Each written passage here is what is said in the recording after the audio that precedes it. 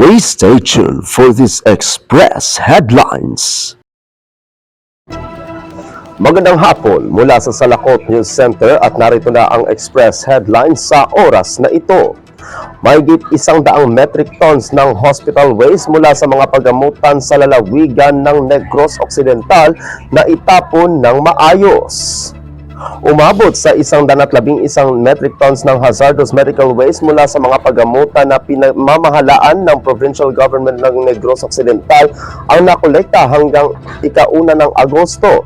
Ibinahagi ni Provincial Administrator Attorney Ray Frando Diaz II na dinala ang mga hospital waste sa isang pasilidad na kinikilala ng Department of Environment and Natural Resources o DENR upang maisagawa ang wastong pagtatapon ng mga ito.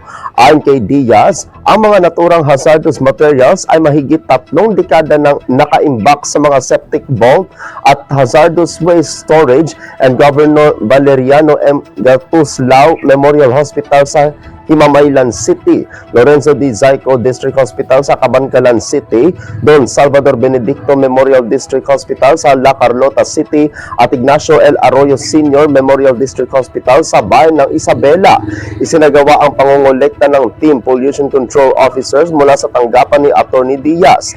Dagdag pa ni Attorney Diaz, magpapatuloy ang provincial government sa paglilinis ng mga paggamutan na pinamamahalaan nito hanggang sa ganap na maisakatuparan ang maayos na sistema ng monitoring, tamang pag-iimpake at responsableng pagtatapon ng medical waste.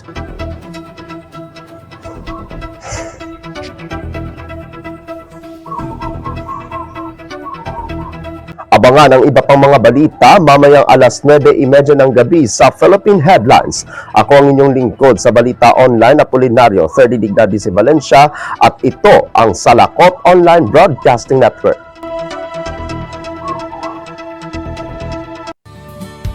Hello kasadya!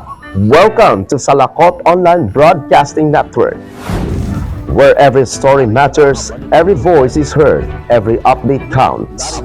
From the news and community stories and inspire features, we bring to accurate, timely, and engaging content that keeps you connected to what matters most.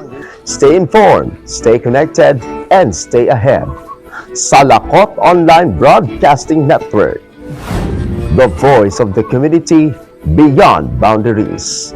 Like, comment, share, follow us today, and never miss an important update.